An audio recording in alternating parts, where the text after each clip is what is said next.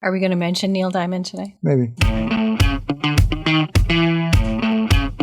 This is Mark and Charity's Coffee Podcast. Mark and Charity Coffee Podcast. It's Wednesday, January the 25th, the day before Neil Diamond Day. I was just clicking through here to see where we're at for votes. People love Neil Diamond, as do we. You are currently in the lead with America. You're welcome. Oh my gosh, I, with so my Forever true. in Blue Jeans, is trailing slightly behind. Right, still good. It's not a runaway. It's good. For you, but you are ahead currently.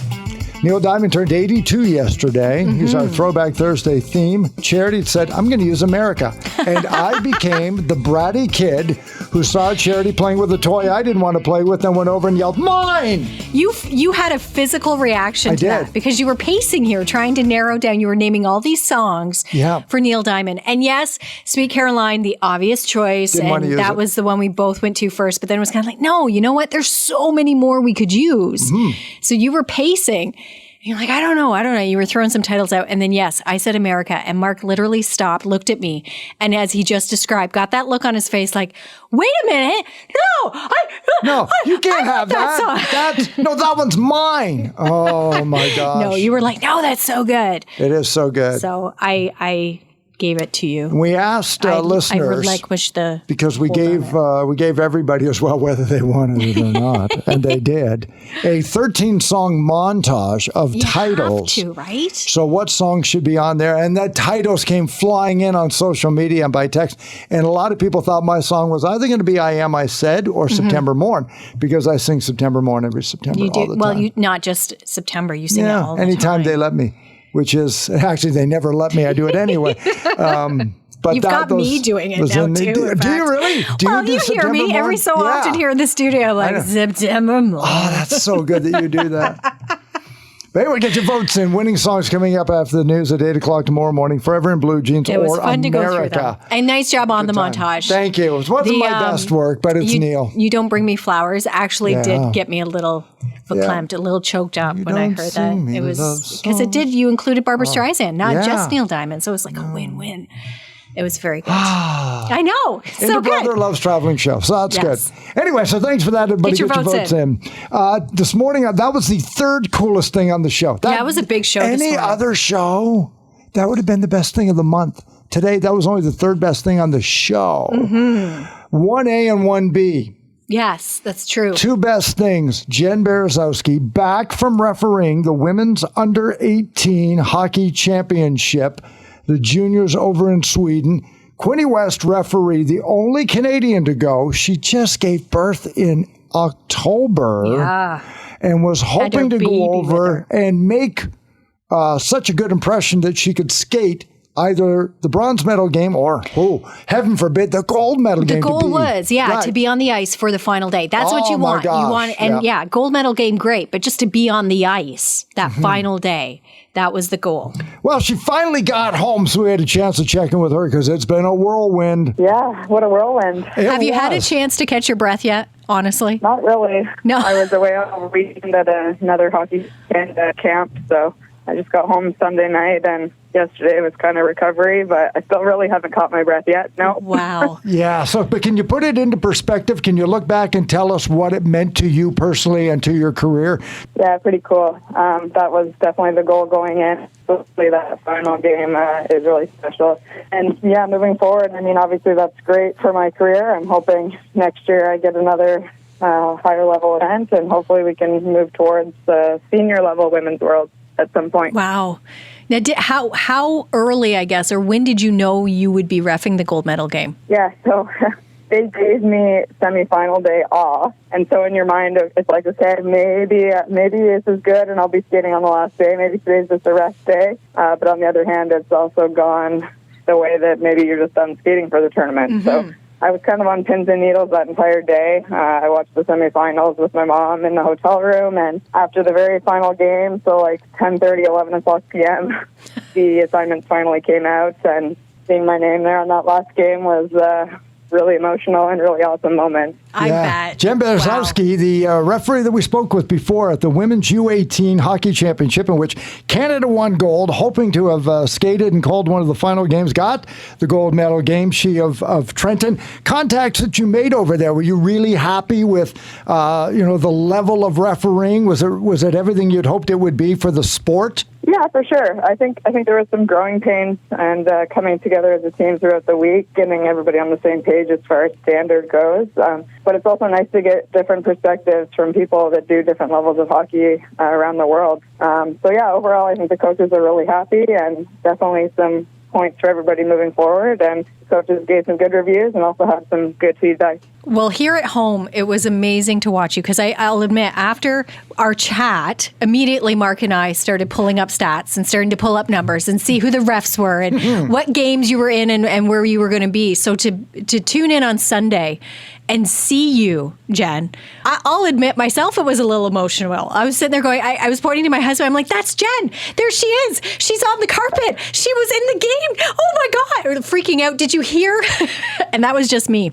But did you hear from fans here in Canada? Did you feel the love here as well while you were there on the ice? Oh, gosh. I've had so many messages. So my cell was turned off while I was over there, but I was on Wi-Fi. So I did get a lot of emails and messenger comments and WhatsApp. And then when I got home, my phone just blew up when I landed in Toronto, like all the text messages that I had. And I talked to my dad, who was home, taking it all in, and he said he got a bunch of phone calls from people he hadn't heard from in years. And so the support back home was just amazing, and I feel very, very lucky.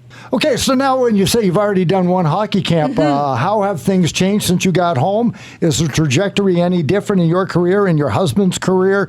He is also a referee. What has it meant? What stepping stone is it? Yeah, so like I said, we have exit interviews when we leave these tournaments with all the coaches, and they'll rate you. And I did get that Aero app recommendation, and like I said, hopefully the year after that, we can progress towards the senior women's worlds. And from the feedback I don't think that. And locally, they can't afford you anymore, right? No, you know what? I never forget where I came from. I still really enjoy doing the local stuff, and on the ice, players recognize so they're a little bit more respectful and easier to talk to. So I was going to say maybe a few less arguments or disputes when you make a call. Yeah, it's funny because people don't really know until they know, right? Like, especially being a female, sometimes you are a step behind right off the bat because they're a girl, and what do you know, right? Yeah. Especially in a male-dominated sport. But having this kind of act behind definitely helps, and I'll use it to my advantage if I can. How about when number 19 blows the whistle, you just go sit in the penalty box and think about what you did? That's right. How about we just do that? Jen, congratulations so much. We were so happy to talk to you before and after watching the way it all unfolded. It's like we were a part of it in a small way, just to be able to cheer you on in your way and congratulate you on your way back. And good luck with everything in the future. Oh, thank you so much. And again, thanks to everyone and you guys for all your support. It honestly meant so much. And it has been a whirlwind for her. We caught up with her this week because last week when she got home and off the plane, she had a day and then went to another camp and continued to ref. So Hi, Jen. Hi, Mark and Charity. No time. Okay. So yes, thank you, Jen, for the time that you spared us to do this. But then she also sent pictures. They're great. There's pictures up on our Facebook page of her time in Sweden. There's one of her talking to the Canadian goalie, which is so cool, on the ice. There's a picture of her holding her baby after the gold medal game, and then with her fellow referees after that gold medal game holding her award, because they get an award too for participating in the championship throughout the week, but also through that gold medal game. So awesome for her. What an experience. Yep. Just incredible. And she would love to be able to do the senior women's, so like the women's hockey championship. Yeah. And then maybe the Olympics, and then maybe who knows? Who knows? Every level she goes to, she excels. So who knows? So good for her and good on her. And, amazing. That's great. And her husband, who's also a referee, takes time to promote He was home with their other daughter because she has an older child as well. So he's been here looking after things and supporting her and helping her. She says, Dad fielding her calls. Her dad, has been here helping and fielding. And that was so funny when I asked her about the messages from home. Yeah, you get off the plane and then all of a sudden your network's back and your phone's going off and just exploded. So cool. Speaking of that, going viral. This was the other part of this morning, along with Neil Diamond and Jen Berezowski.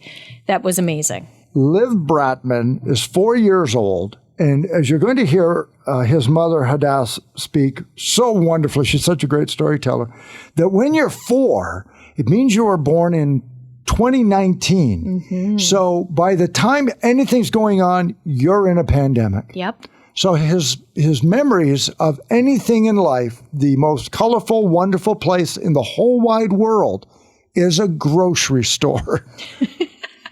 So he's at the age now he's 4. Where do you want your birthday party? At Metro. You want to have a birthday party at Metro. He wanted a Metro party. So only in Picton we asked, could this happen? Well, we read about it on Facebook and had to get in touch with Hadas's mom, and what a great story. Yes. Hi, Mark and Charity. How are you? We're great. Very well. How are you? I'm good. I'm so happy to be speaking with you. Are you kidding me? When we saw that, I'm the emotional one on the show. That's what we say, yes. And what a great story for Lev, your son, on his 4th birthday. Take us through real quickly, for those who didn't see it on Facebook, and what Metro in Picton did for your son for his birthday party. Well, I'll start by saying that this has been kind of an ongoing joke in our household for months, right, when he started talking about this Metro party. Because I get it, Metro's cool. It's colorful. It's good vibes all the time. We meet people there, but they don't do parties. So they're not known to do parties. No. Yeah. No, I mean, I have never seen a party room. I've never seen it done. But it makes sense. They got balloons. They got cakes, right? Yeah. So that's true. In the mind of a 4-year-old who's also grown up during COVID, where a grocery store was kind of like party central, it was a no-brainer. So we were just going to leave it as like a kind of, a little joke at our house. But my sister-in-law, when she heard this, she marched right into Metro and spoke to Paul, the assistant manager, and several of the cashiers, and they immediately said, we're doing this. Yeah. That's amazing. It's amazing. So what amazes me now, though, is when he shows up with friends. So when you talk to the parents of the friends that say, we're going to Metro for the party, how was that met? So it was, I think there was some curiosity, but definitely trust involved. I said to them, it's a long story. I need you to just show up at Metro. It's going to be great. Please sign this waiver. Don't worry about anything. It's going to be great. And so when they got there, immediately, within 2 seconds, when we saw the posters, we're like, this is going to be something good. Well, yeah, because Paul and Murray, the posters around the store, the setup they had within the store as well, like the stations that they had set up for the kids to participate in and to stock shelves and just see how it operated is so cool. The story is cool on so many levels. The fact that we got to see kind of how things work, and we got to see the people that are doing it. Mm-hmm. We walked into the back, and I saw how, the fruit platters were made, and there's actual people working there, doing it, investing their time. Like, was such a cool thing to be able to show the kids, to kind of expose them at that point to, this is our local grocers, these are the people who work here. They're welcoming us so nicely and giving us this experience was just amazing. Yeah, Hadas Bratman joins us. Her son Lev always wanted to have a birthday party at Metro in Picton, and they made it happen on his 4th. Tell me, could that have happened anywhere other than Picton? I won't say no, because some of the comments, this went viral, right? So people are commenting from outside of Canada too, and reminiscing about when they were young. Their parents took them to the grocery store. They got a little tour, and they got to see how things were made. So I don't think we invented it, but I think we definitely revived something that has been done before and gave people a really, really, really good feeling. But, Picton is special. Prince Edward County is on another level when it comes to community, the involvement of the business community. So if this were to happen anywhere, Picton would be the place. Yeah. Now, did Paul or Murray say that they would continue to do this at all? Yes, or is this a new arm for them to a new branch of the store? I would say that, this is definitely an example of people listening to their customers and to their guests. And hopefully this continues on with other businesses too. Because let me tell you something. When I told the parents that this was happening, they said to me, "You know what? It's my daughter's dream to have a party at Foodland. What's going on with these kids?" So just putting it out there, kids definitely love grocery stores. It's a thing. Well, as you said, it's almost like a different world. You walk in and the colors and the smells and the people, because your post also included that a grocery store is quite often where you see your neighbors, your friends. Yeah. You see people when you're there. It's a familiar place to be. That's right. It's a hub, right? And some grocery stores have little carts.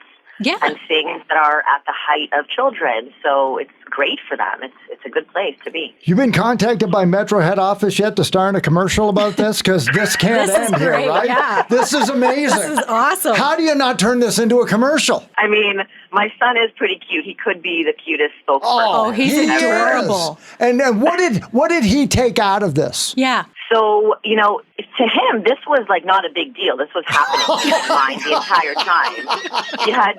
He had no doubt about it. But my 8-year-old daughter, who was with us, started sharing ideas with me right immediately after of things we could do in the community, things we could do, at our house, ways that we could do things that was, to me, it was an example of she saw that something was possible if you ask and if you collaborate.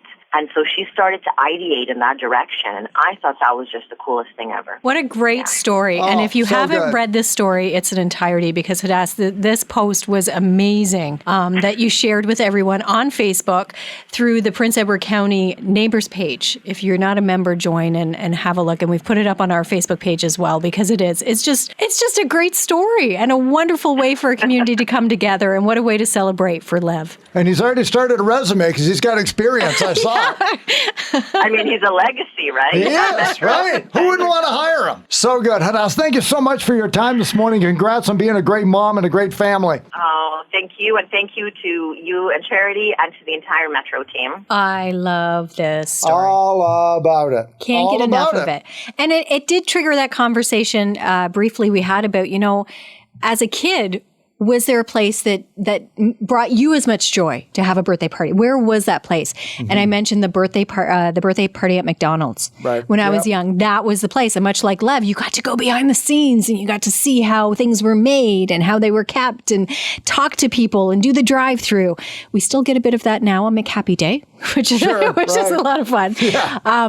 But yeah, it was really interesting. And then we had the woman call and say she remembers as a kid, similar to Lev, those coin-operated rides that were outside of the grocery store. For her, the ceramic pony, a Palomino pony, and she loved it. And she that's all she wanted for her birthday when she was young was a bag of quarters, or as she corrected us, nickels. Nickels in those days, and ride this pony. And all day. Those memories are just so magical. And I really hope, yes, he's 4, but hopefully that stays with him, because it will for his parents. Well, look his what parents it did will for remember his sister. Yes. To say, what is possible if you ask?